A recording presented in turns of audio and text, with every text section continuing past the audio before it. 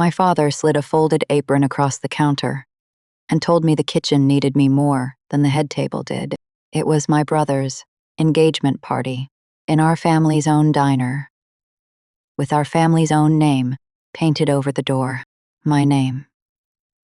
I had worked under that sign for 15 years, and I had never been paid $1, not one.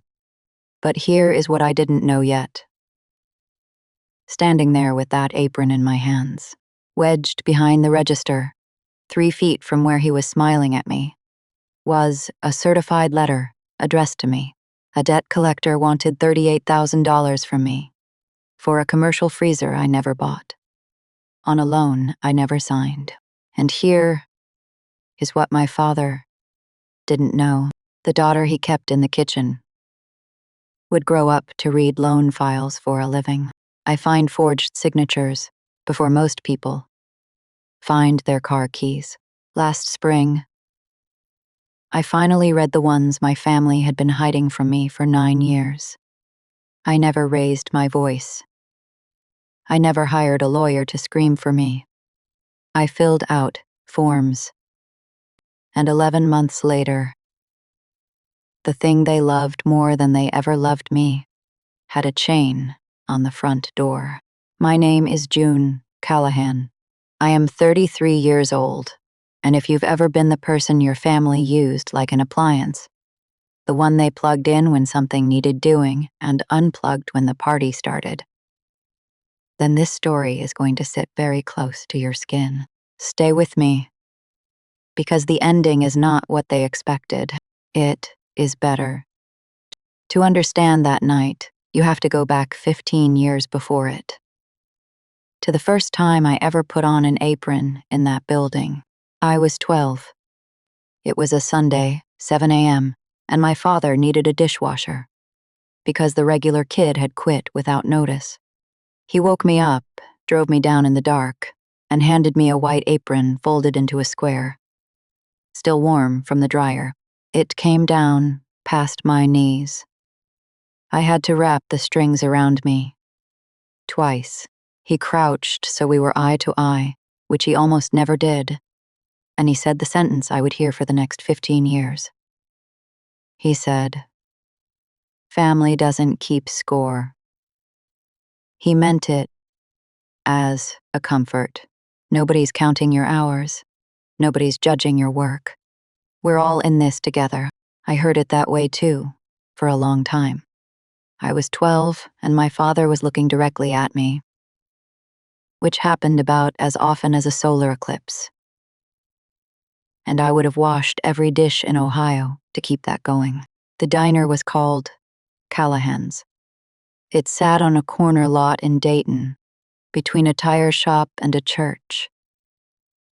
And it had been my grandfather's before it was my father's. Red, vinyl booths, a counter with 11 stools. A hand-painted sign my grandfather had lettered himself, and our name on it in letters 2 feet tall. People in that neighborhood didn't say, "Let's get breakfast." They said, "Let's go to Callahan's."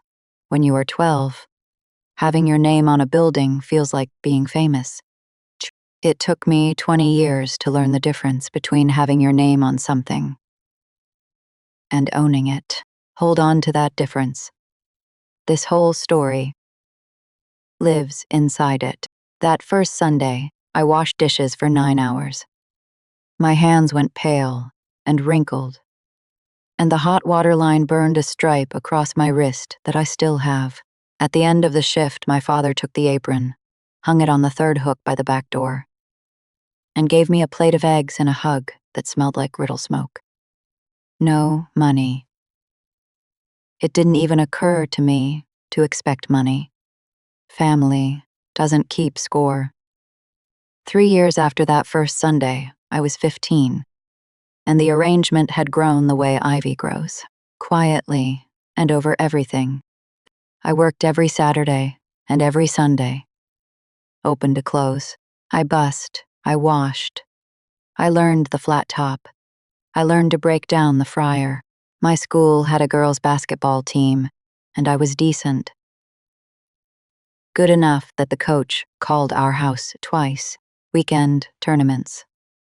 My father didn't say no. He never said no. He said, "Who is going to cover your shifts, June?" And then he'd look at me, patient, like a man waiting for a child to work out an obvious sum. The sum was always me. I quit before tryouts. I told the coach I wasn't that into it. If you've ever shrunk your own life down to fit inside somebody else's plans, and then called that shrinking a choice, you know exactly what that phone call felt like. Here is the detail from those years that matters later, so keep it. My brother Danny is 2 years younger than me. Danny worked at the diner too, in the sense that he was frequently inside the building. He ran food.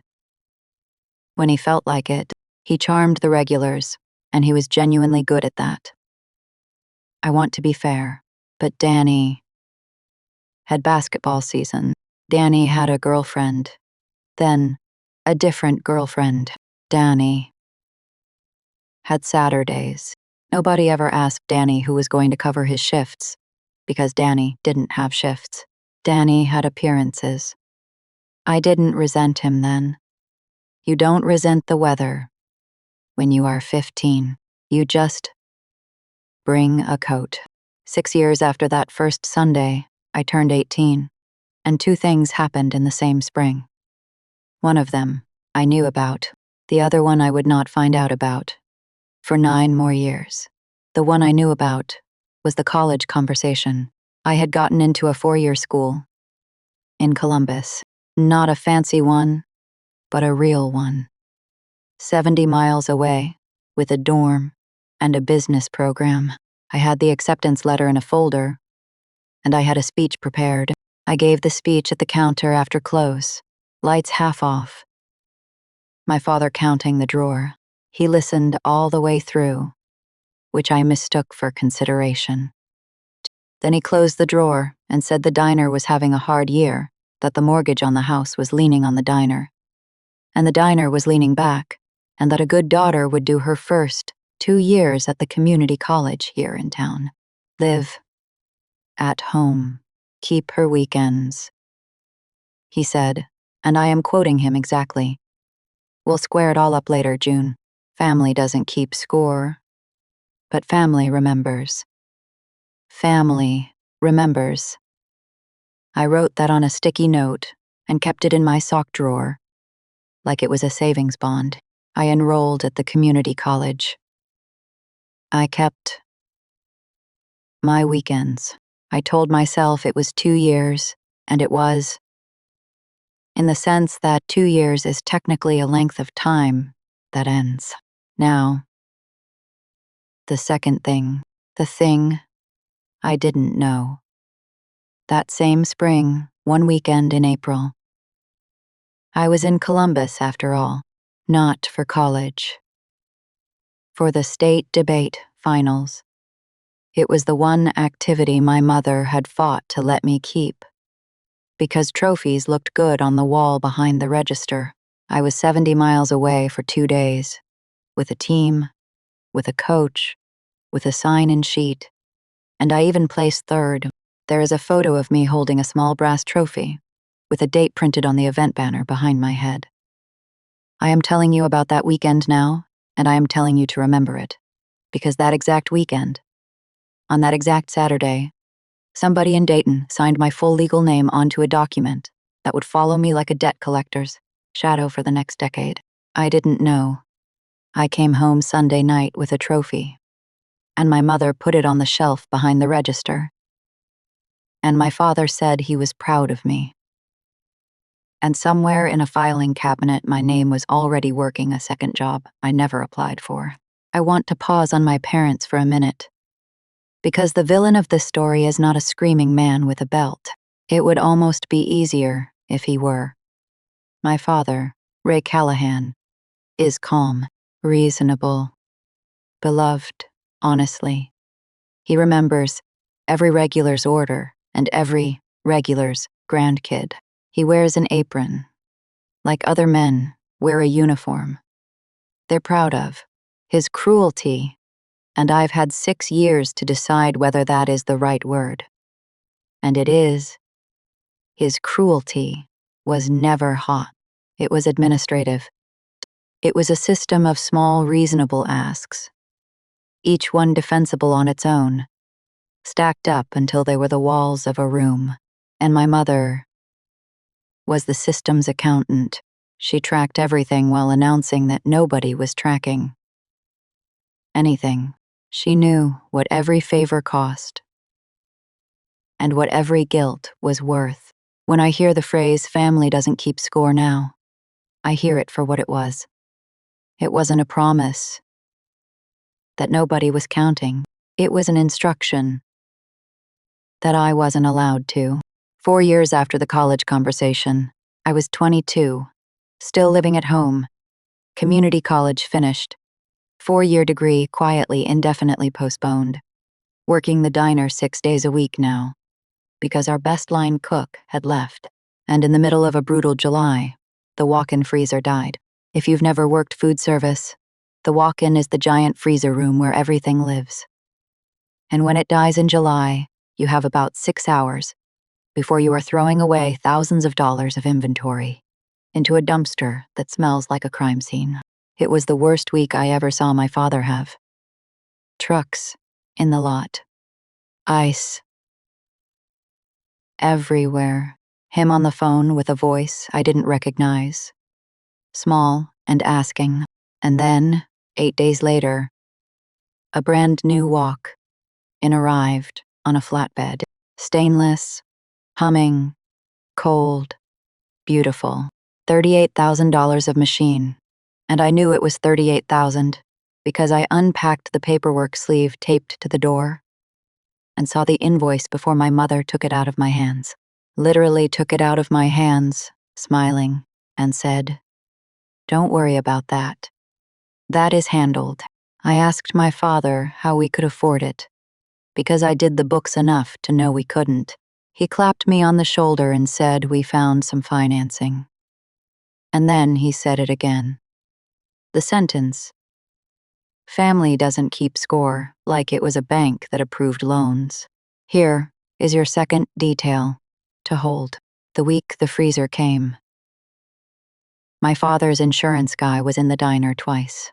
A soft-handed man with a briefcase who sold my father his policies and played cards with him on Thursdays. Both times, he and my father sat in the back booth with papers between them. And both times the papers went back into the briefcase when I came by with coffee. I thought, insurance stuff. I poured the coffee. I want you to remember that man's briefcase, the way I now do, not as furniture, as a scene of a crime. One more rung on this ladder. And then we get to the night, everything cracked. Stay with me, because this next part is the one that still gets quoted back to me by people who've lived it. I was 25 the first, and only time I asked to be paid. I had done the math privately, and I am going to do it for you. Now, the way I wish somebody had done it for me. I was working, roughly, 50 hours a week. I had been full-time since 18. Even at the minimum wage a stranger would have gotten. That was over $20,000 a year. I wasn't receiving. 7 years of that is more than $140,000. That is not a number. That is a house. That is a paid-off degree. And a car and a start. That is the entire 20s of a human being. Converted into free labor and served with eggs. I didn't ask for back pay. I want that on the record. I asked, one Tuesday after close, for a regular paycheck going forward. Anything, minimum wage. Something with my name printed on it that wasn't a chore list. My father laughed. Not cruelly. That is the thing. He laughed warmly, like I'd told a good joke, and said, "You want me to pay you to be part of this family." And my mother, drawing the same glass for the length of the entire conversation, said, "After everything this family has done for you, June." I remember looking around the room, trying to see it. Everything this family had done for me, I was standing in it. The room was the everything. 2 weeks after that conversation, I was closing out the register, and the payroll folder was sitting by the coffee station. Because my mother was human, and humans get sloppy, I wasn't snooping. It was open, and there was a pay stub, a regular bi-weekly pay stub, with taxes withheld and everything official. Made out to Daniel Callahan, assistant manager. My brother, who came in maybe 2 Saturdays a month, was on the books, salaried. Had been for over a year.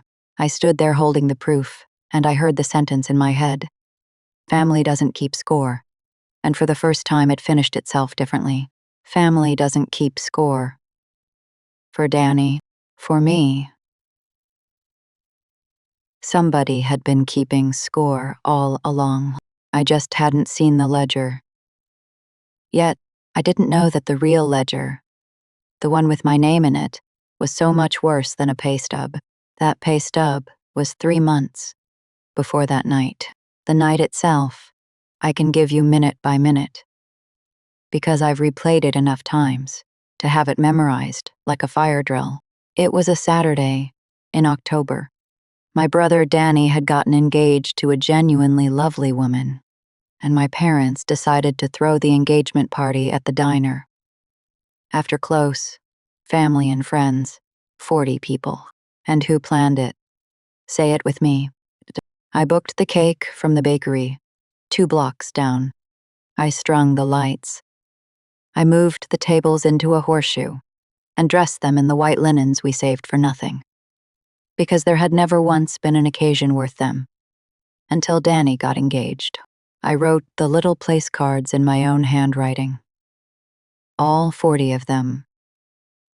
Go ahead and guess whose name I was never given a card to write. 6 p.m. Guests arriving. I was in a dress. I want that detail in the record, too.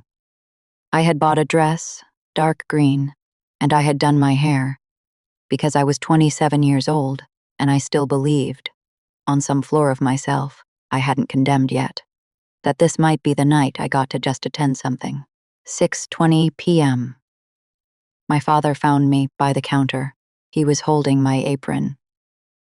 Not any apron. Mine, off the 3rd hook. The one my mother had gotten embroidered for my 21st birthday. June stitched in red over the pocket. That embroidery was my 21st birthday present, by the way.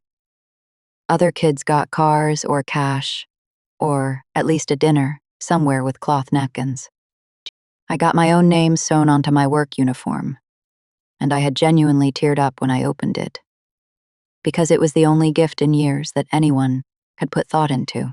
That apron was the one place in that whole building where my name meant something that belonged to me. Remember, it comes back at the very end of this story, and it means something different by then. My father held it out, folded into that same neat square as the first Sunday when I was 12, and he said, "Kitchen's short-handed. The party needs food more than it needs one more chair." He smiled when he said it, warm, reasonable. I owe 40 guests, and the daughter of the house was the staffing solution, and I took the apron. 15 years of training doesn't dissolve. Because you are wearing a green dress. I put it on over the dress, tied the strings, and went back to the flat top. And through the pass-through window I watched my family toast my brother under lights I had hung that morning. For the next hour I cooked for a party I had planned, in a dress nobody would see, and I ran plates to the pass-through, and watched hands I'd known my whole life pick them up without one face turning toward the window. At one point, my mother appeared at the pass-through. And for half a second, I thought she'd come to trade places with me. Even for 10 minutes, she had come to say the sliders were going faster than expected. And could I stretch the next batch? Then she squeezed my flour-dusted hand, said, "I don't know what this family would do without you," and walked back into the light. If you've ever been complimented for the exact thing that is being done to you, you know that a knife can arrive, wrapped as a bouquet. I said. On it, I stretched the batch. I was 27 years old, and I still knew my lines. 7:40 p.m. This is the minute my old life ended. And it ended over something as small as a roll of receipt paper. The register ran out mid-party, and I was the only one who knew where the spare rolls lived. In the cabinet under the counter, behind the cash drawer inserts. I knelt down, reached back, and my hand hit paper. That wasn't receipt paper. An envelope. Heavy, stopped, wedged flat against the back panel, like it had been put there to be forgotten on purpose. It was a certified letter. Already opened, sliced neat along the top, the way my mother opens. Everything. It was addressed to June R. Callahan. Me. At the diner's address, which was strange on its own, because I didn't get mail there. It was from a collections law firm, and I am going to spare you the legal weather and tell you what it said in plain words, because that is what I had to do for myself. Kneeling on a rubber floor mat in a green dress, while a party went on 8 feet above my head. It said that I owed $38,000, plus interest, plus fees. It said the debt came from an equipment loan, and the collateral, the thing the loan had bought, was one commercial walk in freezer. It said I had signed for it 5 years earlier as a co-borrower, which means the bank considered the loan just as much mine as the business's. It said the account was seriously delinquent, and that this was not the first notice. Not the first notice, which meant there were others, which meant somebody had been catching them. I stood up. I put the roll of receipt paper in the register, because 15 years of training doesn't dissolve, and I looked through the pass-through at my father, who was mid-toast, glass up, saying something that was getting a big laugh. I looked at my mother beside him, radiant, and I understood with a calm that frightened me that she had opened this letter, read my name above a 5-figure debt, and then driven to a party supply store to compare shades of white linen. I did not yell. If you came here for the scene where somebody flips a table, I have to be honest with you. That scene doesn't exist. And by the end, you'll be glad. What I did was this. I untied the apron. I folded it into a square, the way he taught me. Corners matched. I hung it on the third hook by the back door, where it had lived since I was 12. I put the letter in my dress pocket, and I picked up my coat, and I walked out the back door of Callahan's, while the room sang something for Danny. Nobody saw me leave. Of course, nobody saw me leave. Being unseen was my job description. For once, it was also my exit. I had $410 to my name, a 9-year-old car, and a letter that said I owed 90 times what I had. I drove to the far end of a grocery store parking lot and sat there with my hands at 10 and 2. Engine off. And I want to tell you I cried that night. But I didn't. That is not restraint talking. Something in me had gone administrative. Like him, some part of me had already picked up a clipboard. The crying comes later in this story, once, and I'll tell you about it when we get there. Because I keep honest books. If you have ever found out the people who called you family were also the people billing you for the privilege, I want you to put one word in the comments. Just one. Unpaid. You don't have to tell the whole story. That word is the whole story, and I read every comment on these videos. And I want to know how many of us there are. And if you are new here, subscribe. Because people like us are done being quiet in rooms we built. 3 weeks after that night, I was sitting across a desk from a woman named Odessa Greer, and I didn't know it yet, but she was about to say the one line I'd carry for the rest of my life. Here is how. I got to that desk. I slept on a high school friend's couch. For 18 days, I applied to everything. With a door, and a credit union branch on the east side needed a teller. And the branch manager liked that I could count a drawer to the penny in half the time of anyone she'd ever tested. Because of course I could. I'd been counting a drawer since middle school. The one useful. Inheritance. I took the job at $13 an hour, and I am not embarrassed to tell you that the first pay stub with my name on it. My actual name. Taxes withheld. Direct deposit. I photographed it. I still have the photo. Odessa was the branch's senior loan officer. 60. Something. Reading glasses on a beaded chain. A woman who had seen every kind of financial lie a human being can tell and had stopped being surprised. Somewhere around the second decade, she caught me one evening after close, reading a loan file that had confused me. Because I wanted to understand how the machine worked, she didn't shoo me off. She pulled up a chair and walked me through it, line by line, and somewhere in that hour, I told her, in the flattest voice I owned, a short version of the letter in my dress pocket. She didn't gasp. She didn't tell me. Family is complicated. She took off the reading glasses, looked at me over the desk, and said, "Paper doesn't love anybody, June. That is what makes it honest. Learn to read it better than the people who used it on you." I wrote it down that night. I've been living inside that sentence ever since. The next 6 years, I am going to give you fast, because you already know I survived them. And this channel doesn't do errands. Teller for 1 year, loan processor for 2, which meant I was the person who checks every document in a loan file before money moves. And Odessa trained me like she was sharpening something. Then I crossed the street, professionally speaking, to a regional bank downtown, into commercial credit analysis. In plain words, when a business asks a bank for serious money, I am one of the people who reads everything. The statements, the leases, the guarantees, the signatures, and decides whether the file is telling the truth.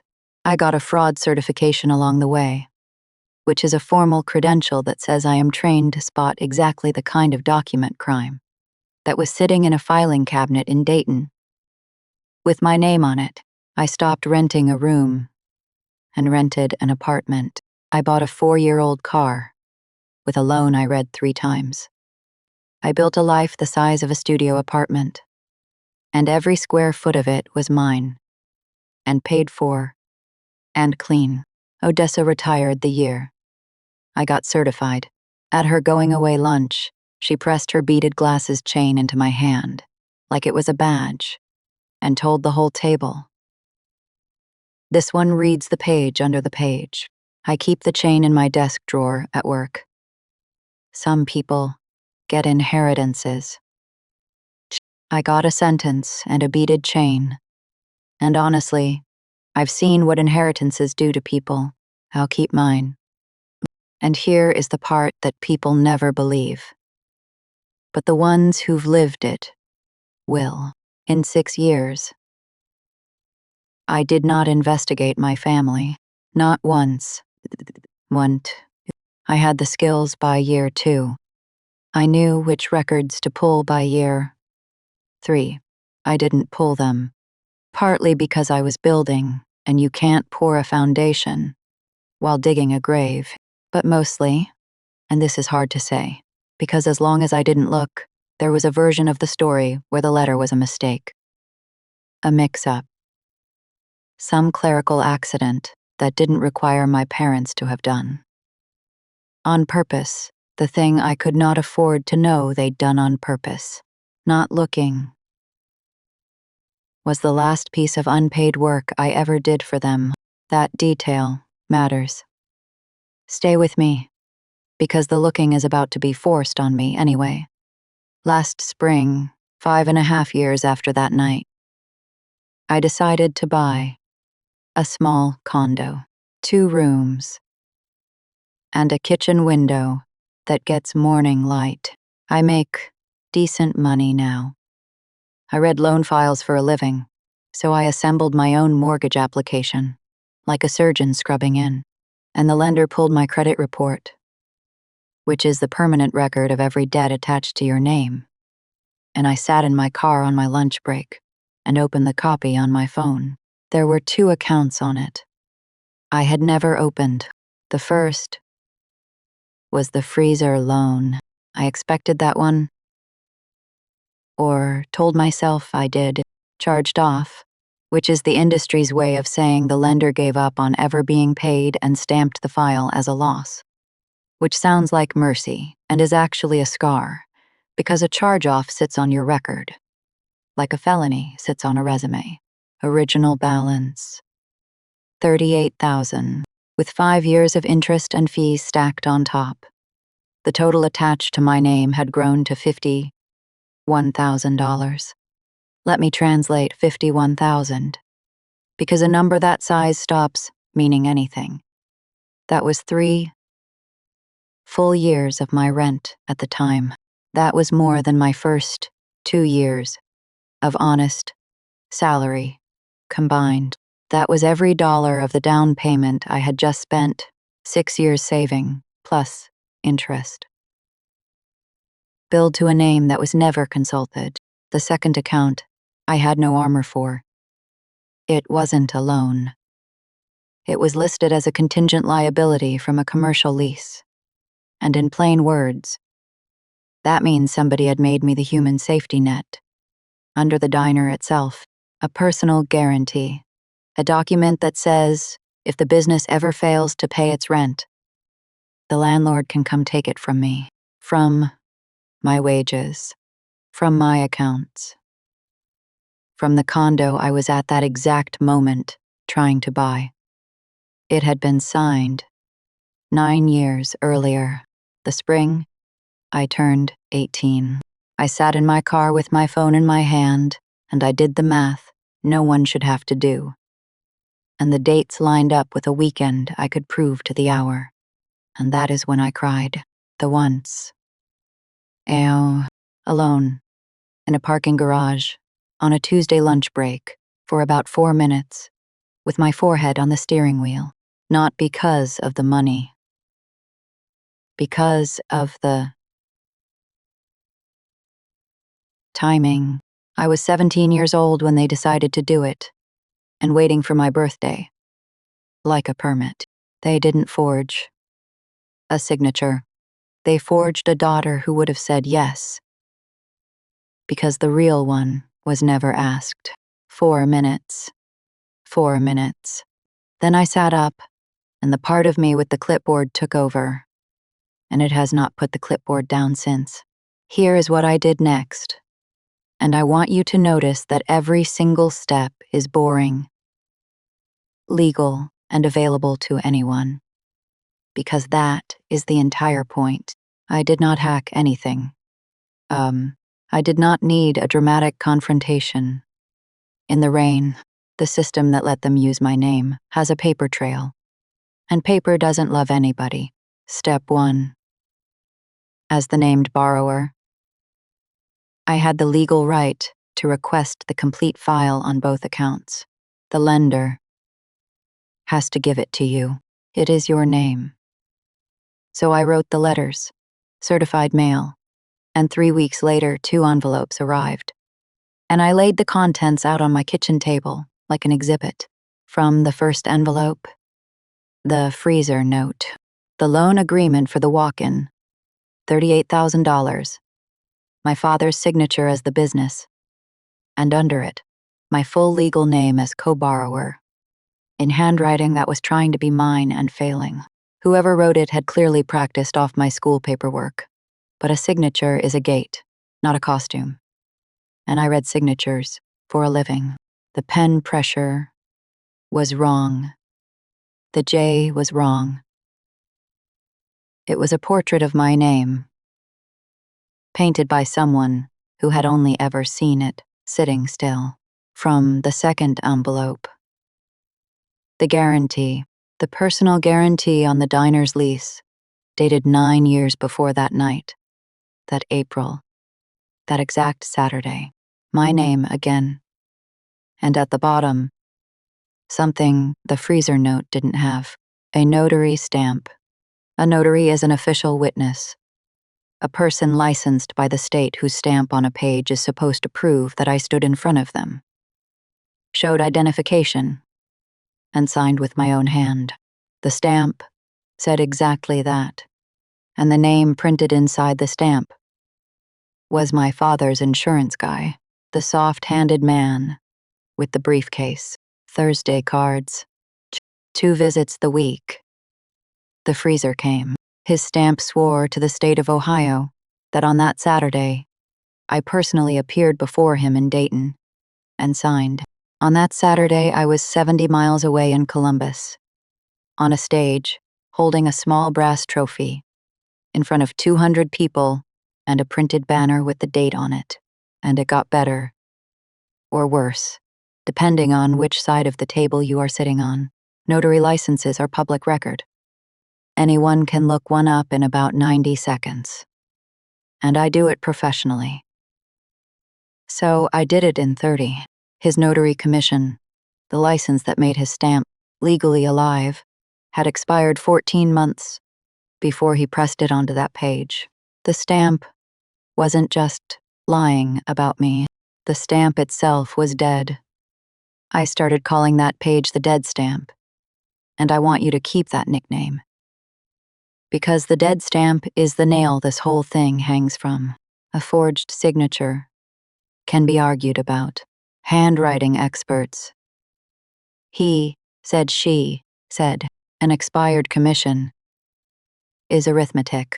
It is a date on a public registry versus a date on a page. And no lawyer alive can cross-examine a calendar. So there is your evidence. And notice there are only 3 pieces. And I had 2 of them. The freezer note, the guarantee, with the dead stamp. The 3rd piece I didn't even know existed yet, and it was going to be hand-delivered to me by the last person I expected. What I did with the evidence was not revenge. I want to be precise about that, because precision is the whole personality of this story. What I did was file paperwork in the correct order, with the correct offices, exactly the way I would advise a stranger to do it. And then I let institutions be institutions. If it landed like revenge, that is because the truth, properly notarized, hits harder than anger ever could. First, the police report. Identity theft is a crime, and a police report is the key that turns every other lock. So I sat in a beige room and gave a detective the short version and the documents, and walked out with a report number.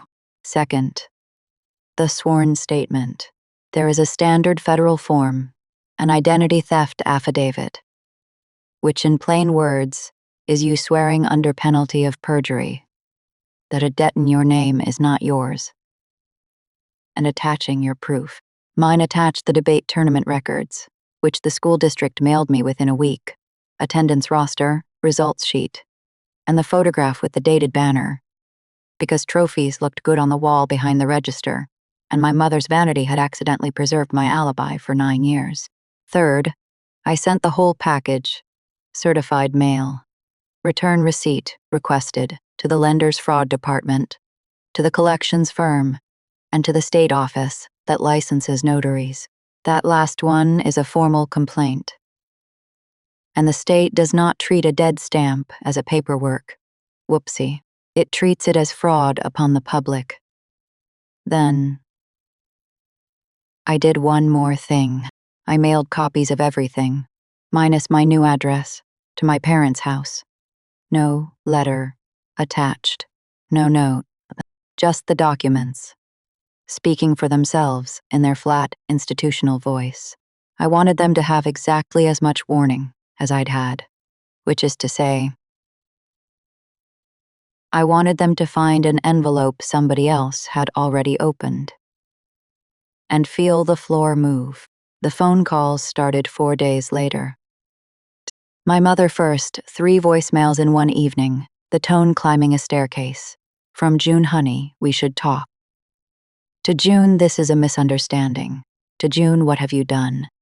In under 4 hours, my father left exactly 1. And I've kept it, 11 seconds. House bad, he said. June, it is, Dad. Call me back, so we can straighten this out. Straighten this out. 15 years, $51,000. A dead stamp. And to him, it was a bent picture frame. I did not call anyone back. Silence had been my job for 15 years. I had honestly never noticed. It was also a weapon. And then, 8 days after the envelope landed, my doorbell rang on a Sunday morning, and it was Danny, my brother, 31 now, standing in my hallway holding a grocery bag with both hands, like it was a baby. And he couldn't look at me, Danny, who had a salary, while I had a hook by the back door. And what he said first was, I didn't know, June, and I watched him hear how it sounded. And to his permanent credit, he corrected himself in real time. He said, No, I didn't ask. There is a difference, and I know which one I did. Then he handed me the bag.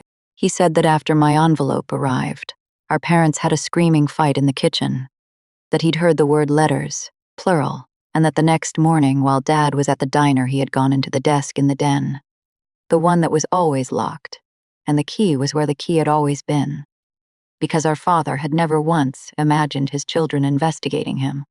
Inside the bag was a plain manila folder, soft at the edges from handling. Inside the folder were 19 collection letters, addressed to me, spanning almost 4 years. The oldest ones sent to the house, the later ones to the diner. Once the collectors got smarter, every single one sliced open along the top, neat, the way my mother opens everything. Some had her handwriting on them. Little notes in the margin. Call Tuesday. Sent $100. Ask about hardship plan. She had been managing my debt, servicing it, barely, quietly, just enough to keep the wolf circling instead of pouncing, for 4 years, while asking me at Thanksgiving why I seemed distant. That folder became the 3rd exhibit, and it is the one that ends every argument, because the freezer note proves it happened, and the dead stamp proves it was fraud. But the mail folder proves they knew. 19 times they knew, and chose the linens. Danny stood in my kitchen while I read, and he didn't defend anybody, and he didn't ask me to go easy. And when I finished, he said one thing. He said, Whatever you are doing, do all of it. Then he washed the 2 cups we'd used. Because apparently one of us had absorbed something at that diner, after all. And he left. Keep Danny in mind. He is the one thread that doesn't burn. I met my parents once. On my terms, in writing, arranged, like a deposition. A Tuesday, 2 p.m., at the diner, between the lunch rush and dinner. Because I wanted the location on my side for once, I brought copies, a folder for each of them. And I sat at the counter. Second stool, the one I used to stand on to reach the register when I was 12. My mother started talking.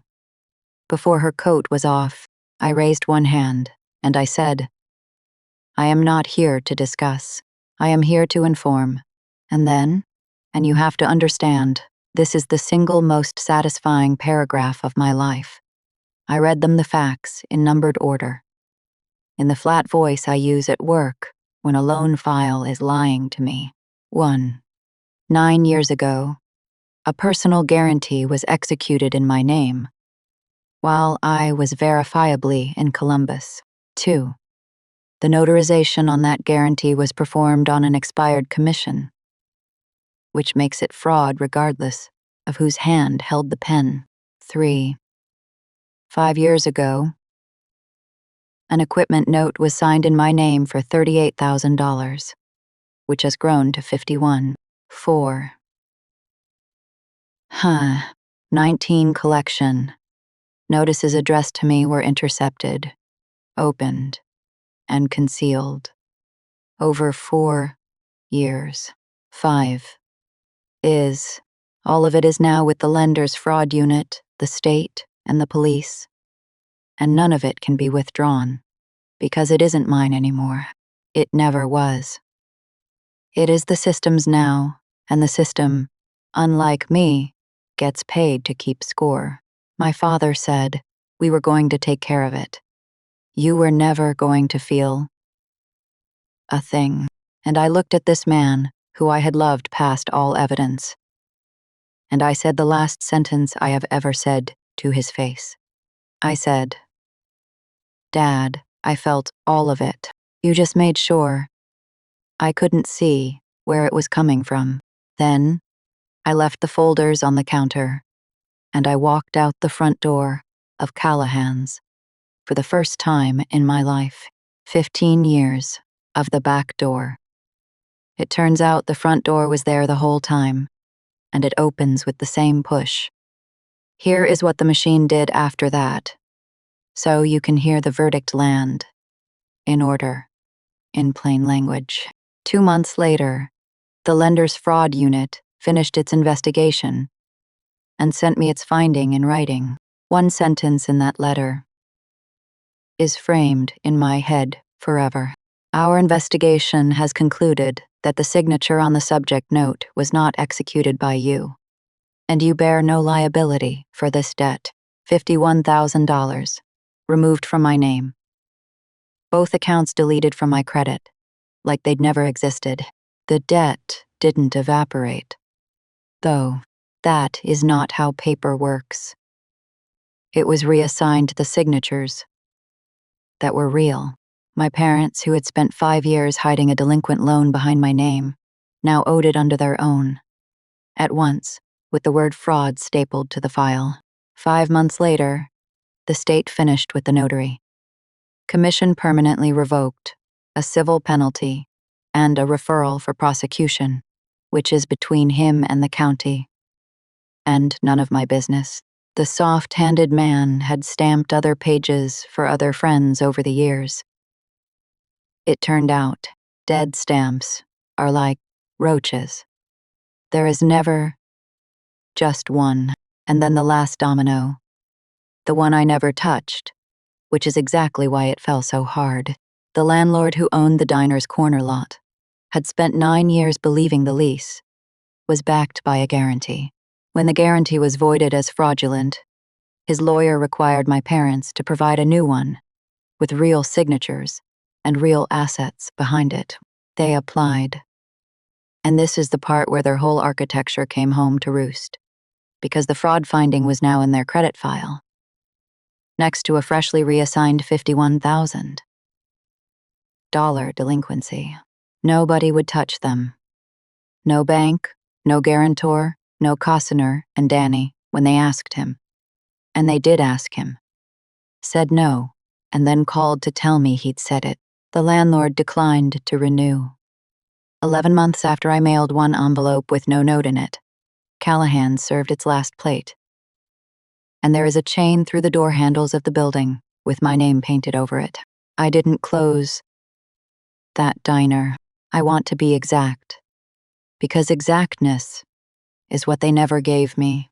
They closed it 9 years ago, with a dead stamp. It just took the paperwork this long to arrive. My mother sent one email. 4 paragraphs I read it twice, professionally, the way I read files, and I can report that it contains the words heartbroken, ungrateful, and after everything, and does not contain the word sorry. Not once, not misspelled, not implied. I replied with one line. The only line, and then I blocked the address. I wrote, "You kept every letter. But this one, my father tried one thing. My mother didn't. 3 weeks after the diner closed, he came to my bank. Downtown, marble lobby. Visitor desk. He put on the good jacket, the one from Danny's engagement party, and he asked the front desk for his daughter. And I want you to picture him doing it, because he was running the only play he had left. Charm, in person. On home turf, that wasn't his anymore. The receptionist called up. I did not go down. I typed one message for her to read to him. And I chose every word the way I'd fold an apron. Corners matched. It said, "All communication regarding the accounts should go through the fraud unit. She has no other accounts with you." He stood there a moment. The receptionist told me later. Nodded, like a man signing for a package he didn't order. He hasn't come back. Systems have doors, too.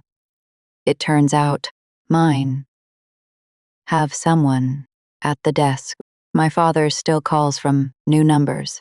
Sometimes, the voicemails have gone from angry to reasonable to something quieter that I don't have a name for and don't want one. I keep them in a folder on my phone.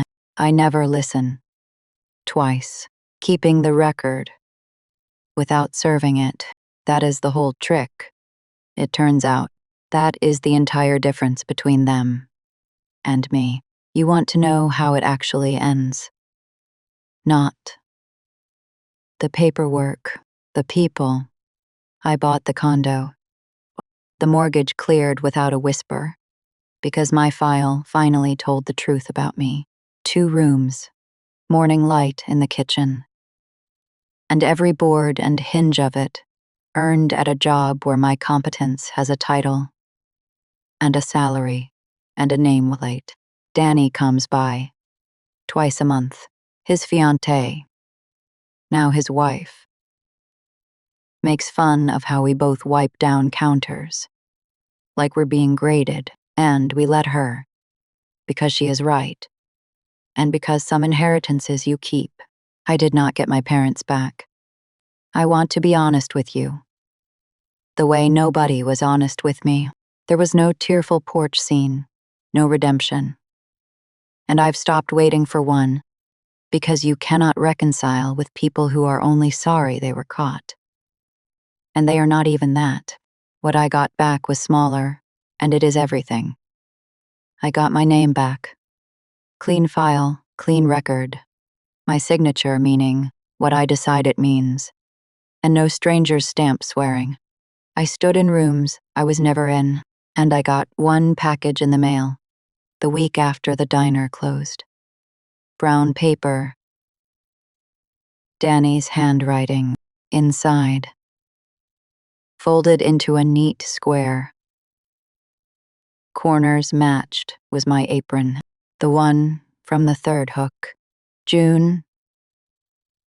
Stitched in red over the pocket. Grease shadowed and soft with 15 years of washing. He'd taken it before the liquidators came through. The note said, "This was the only thing in that building that was actually yours. I figured it should live somewhere. It gets treated, right. It hangs in my kitchen now, on a brass hook. I mounted myself. Level. Anchored, because I check my own work. And I need you to understand what changed. Because this is the part I'd tell my 12-year-old self. If I could reach her through all that dish steam. For 15 years. That apron meant my name was a tool that other people got to use. Now it hangs in a home they will never enter. In a life they never paid $1 toward. And it means the opposite. It means My name survived them. Same thread. Same red stitching. The apron didn't change. The score did, because my father was right. In the end, about the one thing he said most: family doesn't keep score. He was counting on that. What he forgot is that banks do, registries do. The state of Ohio does. And their daughter grew up to be the person those systems trust, to read the tape. I never kept score against my family. I just finally stopped standing between them and the people who were. If this story lived somewhere in your chest, you know what to do. That one word, unpaid, down in the comments. So the others, scrolling past, know they're not the only one who worked for free in a building with their name on it. Subscribe if you want to be here when the next quiet person finally reads their own file. And if tonight you are the one still wearing the apron, hear me. Fold it neatly, hang it on the hook, and check where your name has been while you weren't looking. You built more than they ever admitted. Paper doesn't love anybody.